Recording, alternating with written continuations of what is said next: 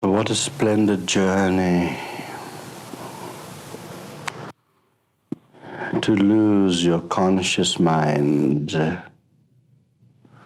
merge it into the subconscious, and go further and further still into the superconscious state.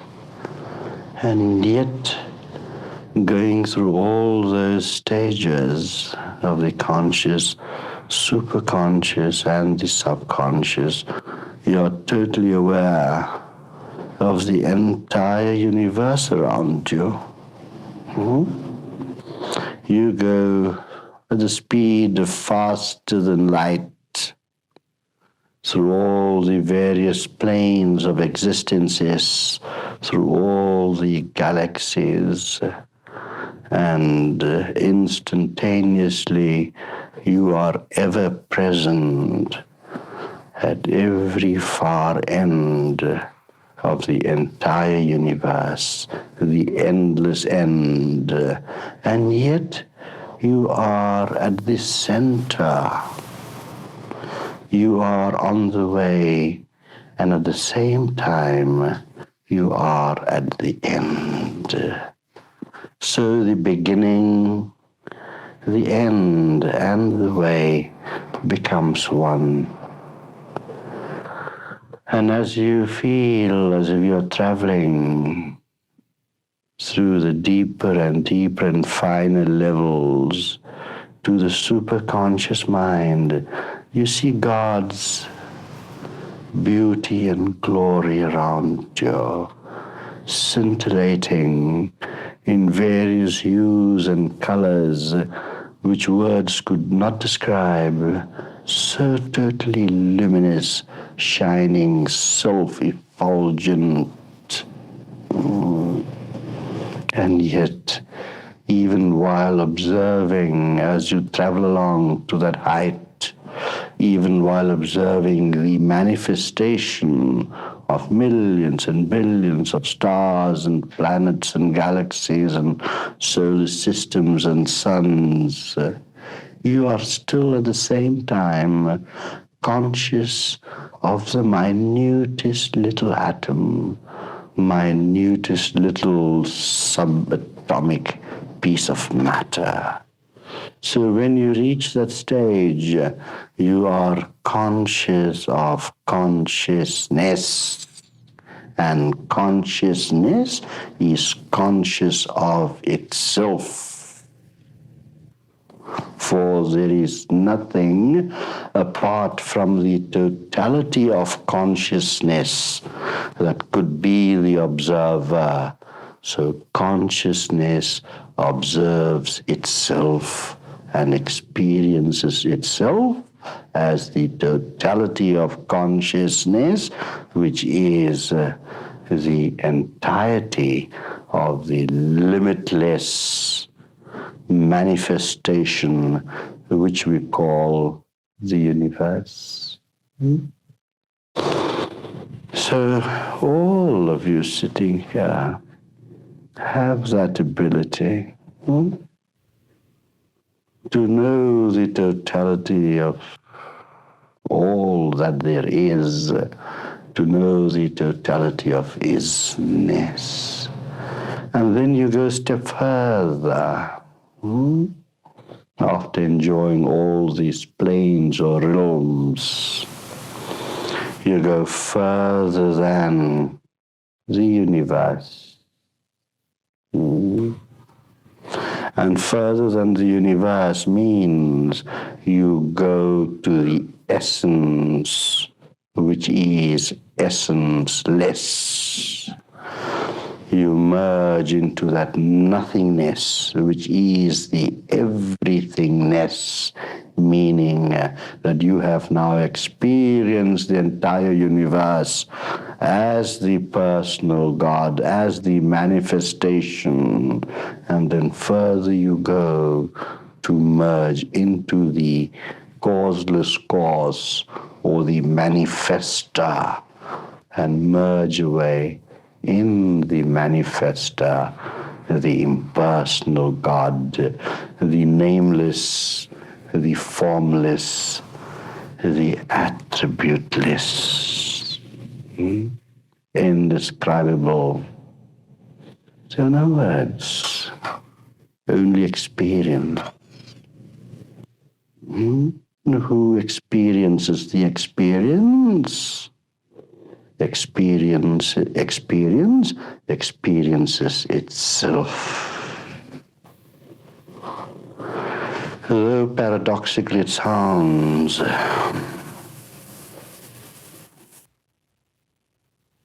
but the mind with its thought forces are forever comparing. And therefore the mind thinks in the terms of opposites. Therefore the mind thinks in the terms of paradoxes.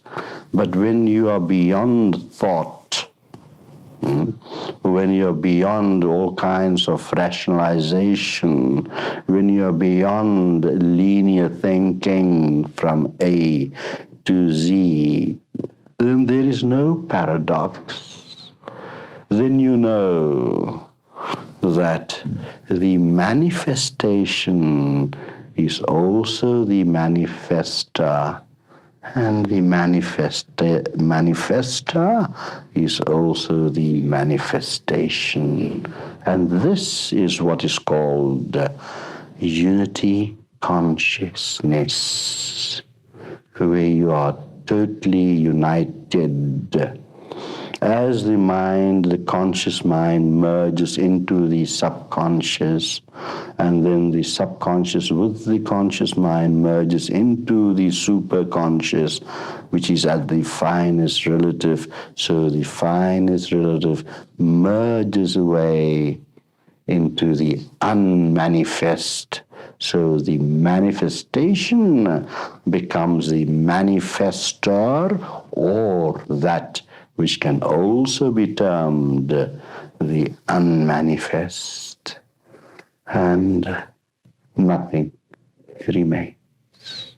You have reached home. You have reached the primal source, primal though beginless source, and that is the area where you experience in a moment eternity, immortality, and the here and now of all existence in a moment. That is the journey I took now. And then back from there, I don't want to come back. There's so much work to be done. So through this vast beauty, you come back, and then you look around you, and you see all the pain and sorrow in people's faces. And you feel sad, you feel sorrowful. Why should I experience that unity consciousness and not everyone else? Why? It is their birthright. They too can reach there. They too can achieve that. Many times I cry and I feel as if the burdens of the world, the sufferings and the miseries could be turned into a boulder, that I could lift it off and straight away into the sea, so that no man need to suffer. And that is the essence of my mission. That's the essence of my mission. That is why I travel around the world out of a suitcase, eating strange foods that I'm not used to, sleeping in different beds every second night, perhaps. Sometimes not having the facilities, wearing one shirt for 3 days, things like that, that you don't mind. Because the suffering of the world creates so much love in my heart so much compassion that I'm compelled to go on and on and on and on. And while this body is still there, I will still go on and on.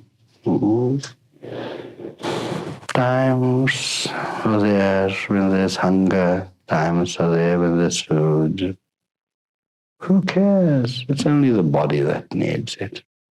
The spirit is full, total, divine.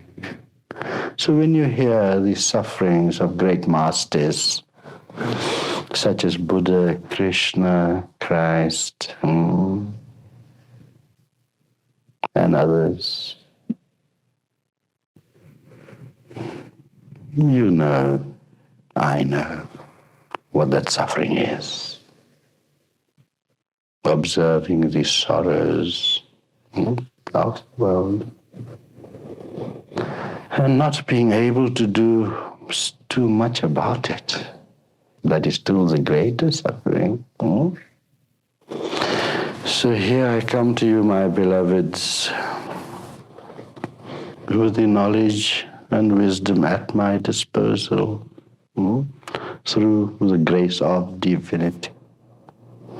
Understand them, understand these words, which are simple, spoken in very simple language, the profoundest truths that would include all the wisdom of the Bible, of the Quran, of the Sikh religion, of every religion, the basic truths, the profoundest truths brought to you through this little channel. I am nothing. Through this little channel. He speaks, I don't. I'm only an instrument. Think of this word sometimes. Put on the video or tape recording. And the feedback I normally get is this, that Guruji, call me Guruji, not Guru Raj. Guru Raj is a title. Guruji is a closeness, an affectionate term. Guruji. Because I love, what am I doing with you? We're just sharing the love. The relationship between a guru and a chela is but a love affair, a divine love affair. That's what it is. So I ignite the spark, but you have to do something to blow and fan the fire so the flame can grow. Yes, then. So I've come to you and leaving in about an hour or two, most probably. We're going to catch a ferry to Vancouver because tomorrow morning early I'm flying to Calgary. So it's been such a short time together, just 2 days. But I believe the Council of the Canadian Meditation Society is planning a course in Victoria next year. And of course it will be at a nice hotel, where food and boarding and lodging would be supplied. And we'll go through so many, many other practices. Well, in 2 days I couldn't do very much, but I've done my best. Good. Now, I could go on and on. I'm a chatterbox, So be blessed. May there be peace within you. May you enjoy the joy that is inherently within you. I give you the tools, those that have been initiated today into the preparatory, primary practice. Preparatory explains itself is to prepare you for the full techniques, and I have explained to you how the full techniques are derived at. We are going to a similar state as this meditation you saw now, not the same, but something similar, because I have to focus on the individual person. So there's a little difference there. And that is where I dive deep down within your soul and your spirit and your body and know exactly what you're made of, your evolutionary status, your emotional state, your unfoldment of the heart, how much there is of that, your physical state. And a set of practices are made for you specifically so that your progress could be expedited and so that you become happier, more contented, more peaceful, more at oneness, more integrated, and thereby making life worth living. Many people think, oh, this life is so terrible, it's not worth living. It is worth living. If you can only see the joy that life really is, the understanding. I was talking to you about tapes just now, before I drifted off into something else. Many people tell me, and this has been a feedback from thousands of people, they say, Guru Raj, when you sit and speak, we just get drowned in your voice. We don't hear a word.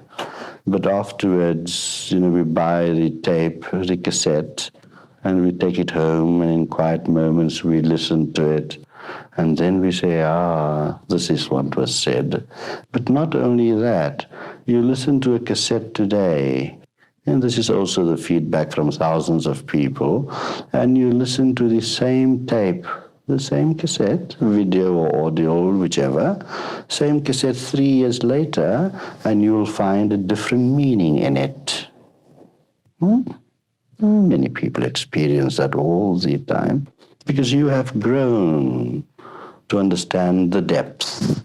Now, you'll always find a spiritual master who is also a mystic, speaking in terms that many people could read so many different meanings into it. Yes, so as your awareness expands, your understanding of the words spoken here would also assume the far greater significance. Now, we've got about 45 minutes left. Now, would any of you, I know at first people are shy to say a few words, but please don't be shy. We are one family. As a matter of fact, you meditators are not only the family of Vancouver, but you're part and parcel of the family world round. If you phone any of our centers, you want to go to England or Denmark or Spain or anywhere, any of the countries where we are established, you just need to pick up the phone to the main center and say, I am Guru Raj's meditator of the Canadian Meditation Society, and you will be well looked after everywhere. They'll even come and meet you at the airport. It's a world, in other words, it means it's a worldwide family for the purpose of finding love and peace and spreading love and peace. Yes. Now, would anyone like to start of any experience that they have had? And I could explain you what it means. So we just need one person to start, and then you'll find the others following. I know that. Yes, ma'am. For a few vibrations, you've been for one stage I saw what seemed to be like a peacock, just filling. Peacock with various colors, the tail wide open, yes, yeah. What you have seen there is the multicolored or multi-hued aspects of the universe that I was going through. It's very beautiful. Next. Yes. That gentleman was first. Sorry. Would Hugh or Chetanji or someone sit on this chair and guide the hands, because I'd find it difficult. Please. is. I thought the room went fuzzy. Yes. I thought when I focused, maybe I had my eyes or The room went fuzzy? yeah, everything around me went fuzzy, and even you sort of was phasing in and out. Yeah, I went fuzzy. Did you find me disappearing? In and out. That's right. That's a very valid experience because that is what I experienced and you caught it. You phase in and out and out and out and you recede away, away, away, away. Yeah. Well, let's have some more questions. I'll talk more about this. This lady was before, was that one? Okay. No, it's just saying the smell of perfume flowers. You did? Yeah. Ah, wonderful. That's the smell of perfume and flowers I have 24 hours of the day. Everywhere I go, so I just smell this beautiful aroma. Yes, very good. You see, the reason is this, that a tremendous energy is generated. You have a person who has become one with God, so God is present. You see, in physical form at the moment. And our five senses, everyone does not have all five senses equally developed. Some has a more acute sense of hearing, some of vision, some of smelling, which is very, very good. Nice. That lady with the red striped, beautiful girl. Well, at one point I felt like I was going my very dizzy. My head was spinning. Spinning. And then I felt like my body was totally heavy that I couldn't move. And that time, well, I just stayed like that for a long time. I felt I couldn't move anything. My body was really, really heavy. Very good. You should have just let yourself go. And you'd have projected your mind out of your body then and would have accompanied me. You'd have held my hand and traveled with me. You must just let yourself go. Without hindering or stopping. When you have these spiritual experiences, just let go. And you enter different, deeper and deeper, higher and higher realms. Yes. Next. You were surrounded by a golden glow one time. Yes. Around the head, all round, yes, yes. Yes, that Completely immersed in. yeah, that is the a very common experience amongst a lot of meditators, most meditators. You can put up your hands. How many of you saw me covered in a golden haze around me? Quite a number, right? Any others in a different color, like lilac? Blue? Blue? Ah, beautiful. The blue of Krishna. Blue? Everywhere. Everywhere for a long time. Any more? Any other colors? Green. Green? Like greenish gold. That's more the silver than you were being. Good. Good. I saw you, it's like if you become a mountain. A mountain? Color. Yes. Which colors were dominant? It was a type of a purplish blue and was surrounding with, irradiated with gold. Mountain meaning big. Is that? Yeah, well, that is symbolic. If you study Jungian or Freudian psychology, especially Jungian psychology, that would symbolize the vastness that I was going through or that which I had become.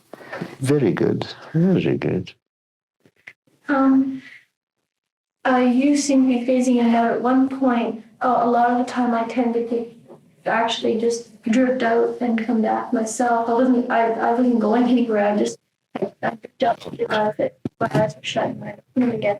But at one point when I was watching you, your face changed. You became, it was much older with long beard. My hair turned brown.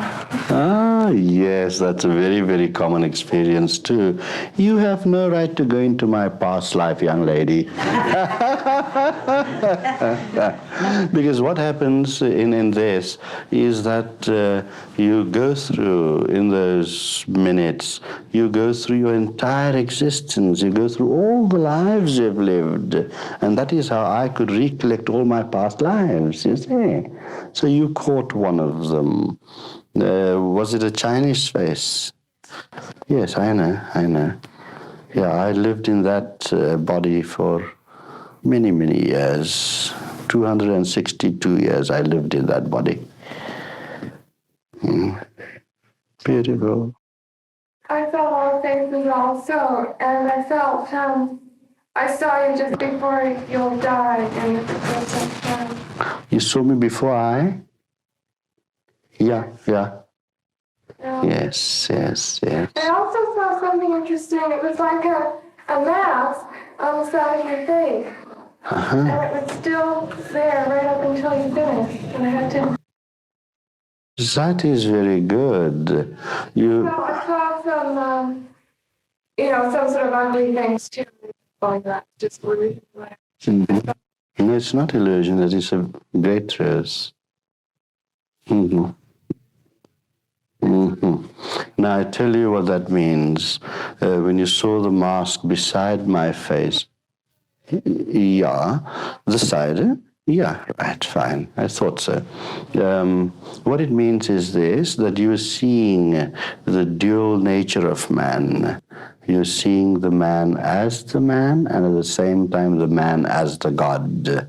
Because man and God are not apart, they are one. The self-realized man, the spiritual master, can make himself apart at will, but all have the dual quality in them. The whole idea is to merge that duality. Right. When you saw the ugliness on the face, that represented the goddess Kali. Now, if you see a picture of Kali, you'll always find her very black, and she wears a skull, a garland of skulls. She has a sword dripping with blood. Seems very hideous. There's a deep philosophy behind that. And what it signifies that she is the destroyer of evil. That's what it signifies. Yes, Charles? I was seeing some of the faces that I saw last week, different ones. One that reminded me of Hanuman, white beard. Hanuman. That you saw because I had gone through a phase of total and deep devotion. So that Hanuman is known for his devotion to Rama. Total devotion. And that is the aspect. Any more? With this gentleman here. As you passed your gaze, I felt a warmth come from my heart. Lovely. Now, you're going to say the same, huh? Yes, good. How many of you, I mean, this is a very common thing which I always ask, how many of you felt a warmth or a deep peace in the heart? Oh, practically everyone, yes. That would happen because that energy is generated, the energy of God, if you want to call it by that name, that energy, indefinable energy, naturally must bring peace. When it rains, it must make the earth cool. And when the sun shines, it must make the earth warm. So this is very natural, being in the presence. That is darshan, actually. That's darshan, where everyone feels that cool and calm within, at peace. Yeah? When your left hand was filled with energy and I saw vibration, it was like I was afraid.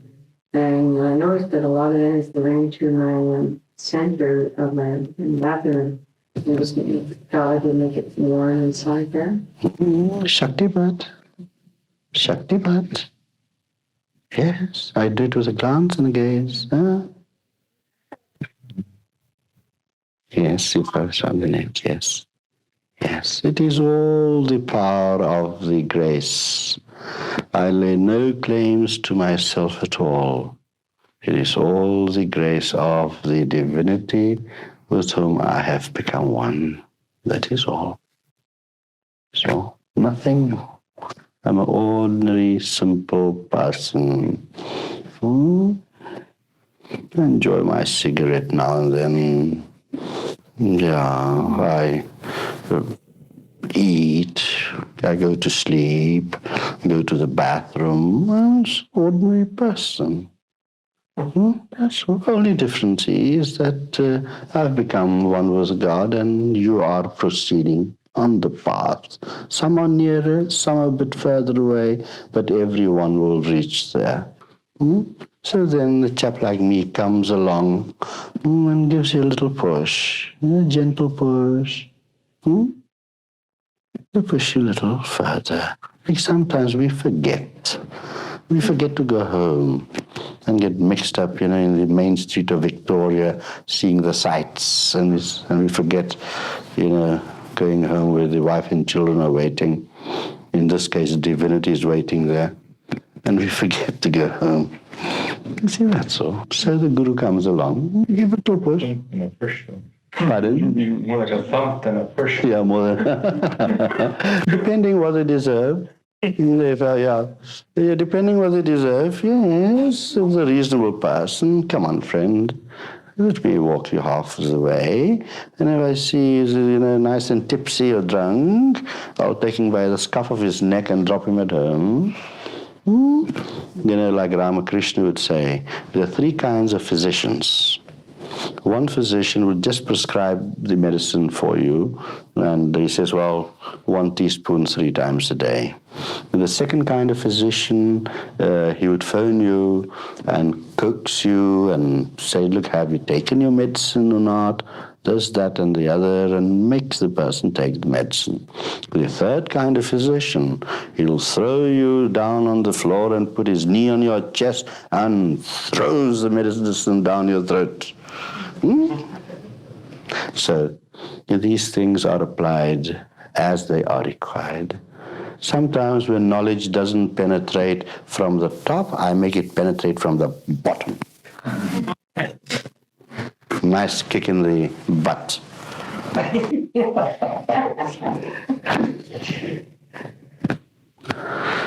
Good. Anyone else, please? Because, yes. I have seen you with a very, very severe look.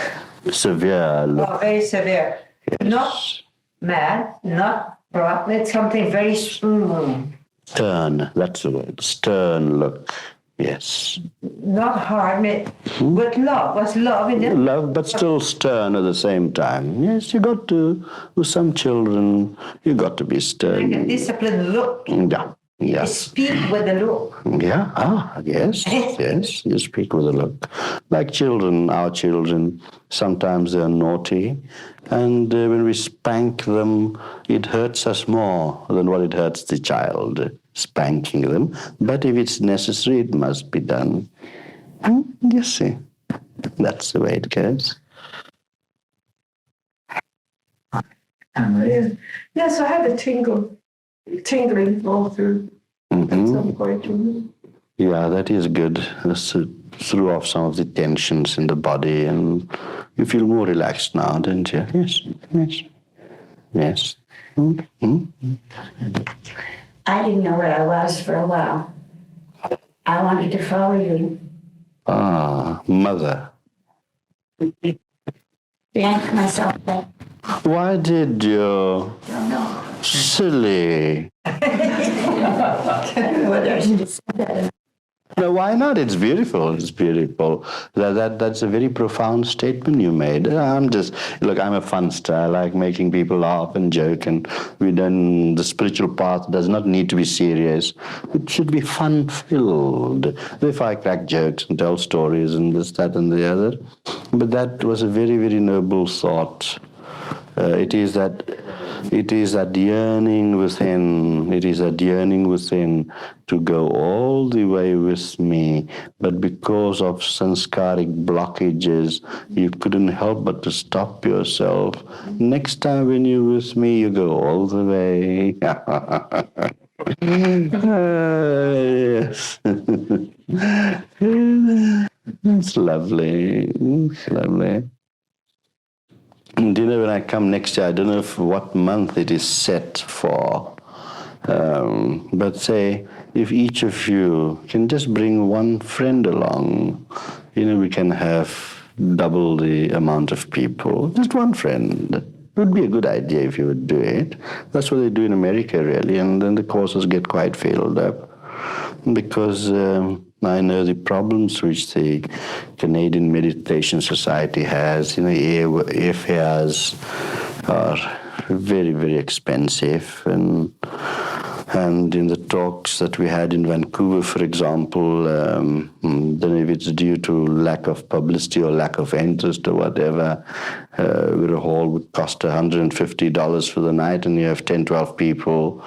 Well, things, tons of losses incurred. So, if we have bigger courses, then these losses would not be incurred. And it's quite a burden on the very few for the very many, which I personally know. So,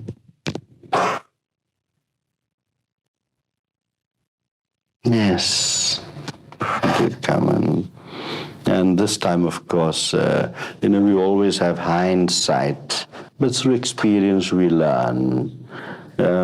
We had a course in BC for 9 days, and just Friday and Saturday and Sunday here, and not even the full Sunday because we're finishing at 6.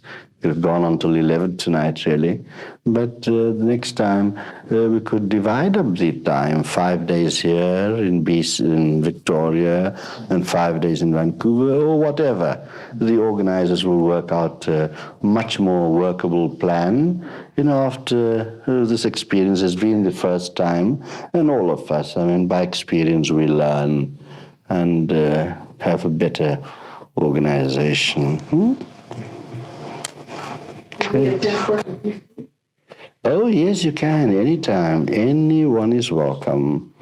I said I'm flying to Calgary Monday morning, and then from Calgary we'll be coming back, and I'll be staying in Langley for 2 days, I think it is, 2 nights, and then I'll be flying to San Francisco where I'm having a mini course, something like this, a weekender.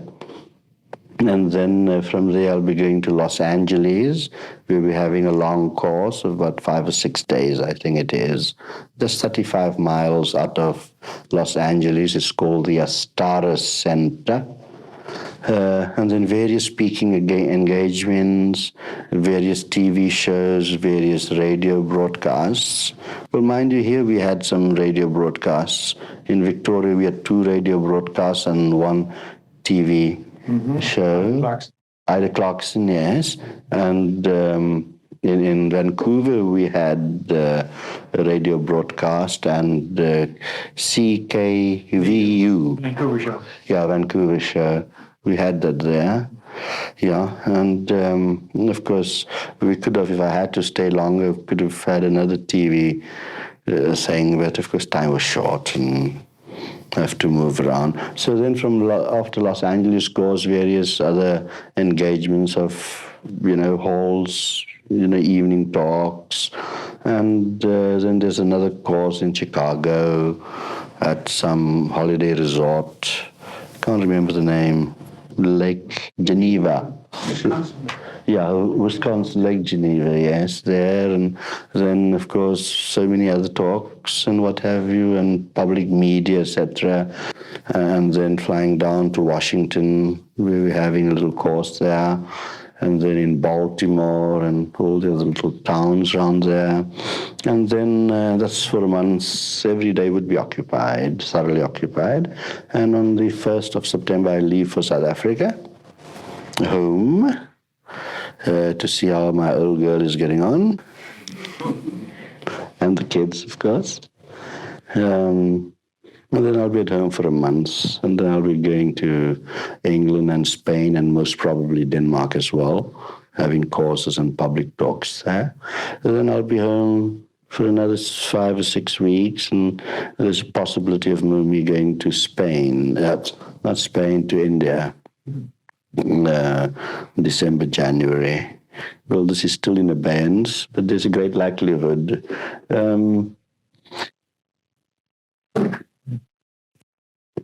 I did a course once in Spain, and the TV there in Spain is owned by the government.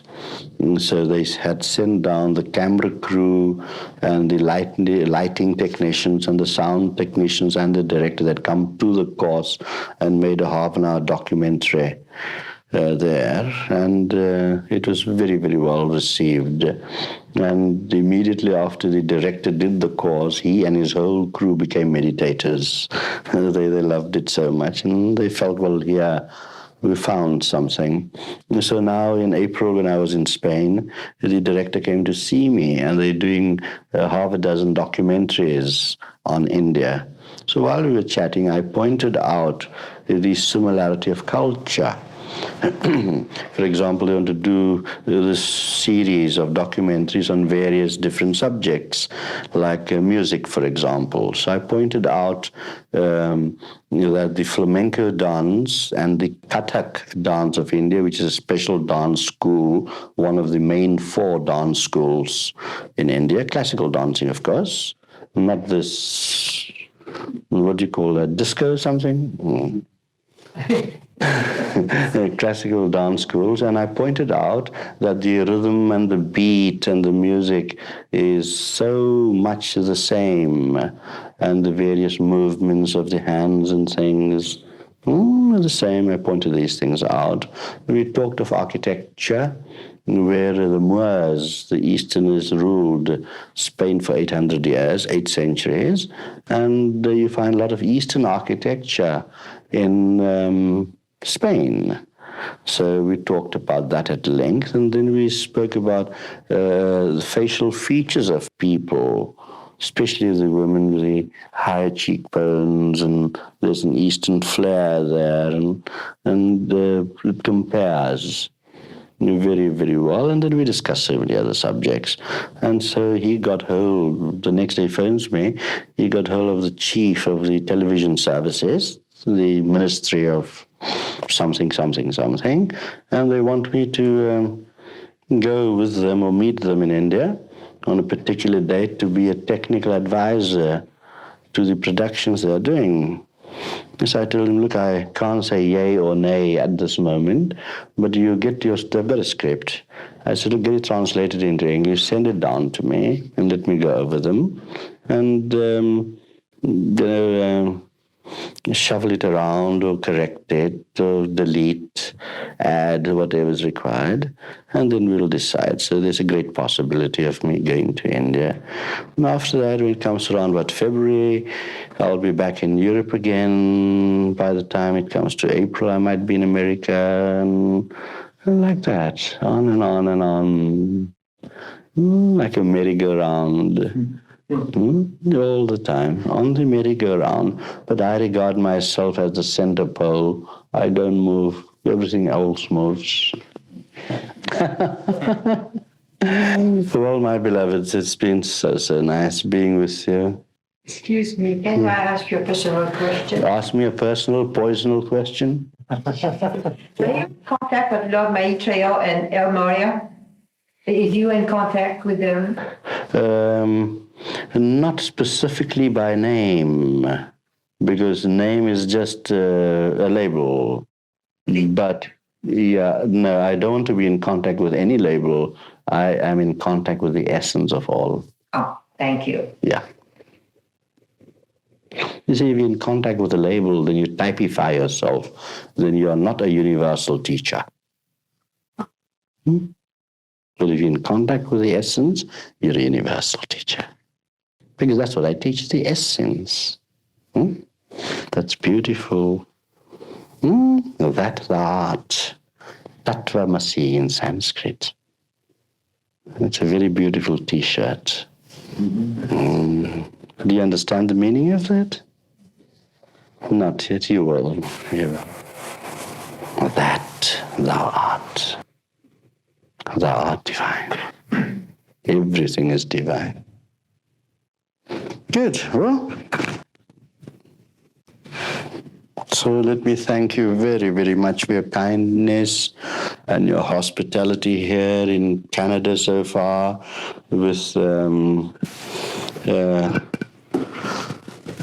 Carl Chetanji, that's his spiritual name, Chetan Walter, and of course Leslie and Caroline, and here, of course, Bob, as we call her, Barbara, and Hugh. And they've been so kind and hospitable. And Larry, of course. And I don't like to mention names because I might just forget some name. And then they say, oh, Guruji didn't mention me. But everyone has been so wonderful and kind. Even Charles, sitting over there from Seattle, he brought me some nuts and a book. That is so kind. Oh, and they took me, he and Jayraj took me for lunch this afternoon to a Chinese restaurant. They wanted to take me to the Shah Jahan, but it was closed. Nevertheless, doesn't matter. Will that be all right? Okay. Well, namaste, God bless you, until we meet again. I would not say goodbye, of course, because there are no goodbyes. But if I do say goodbye, you know what goodbye means? Goodbye means God be with you. That's what goodbye means. Don't you know that, Mom? Oh, good. Nevertheless, Lee in Canada, you speak a lot of French too. Au revoir. Namaste, my beloved. Do keep well.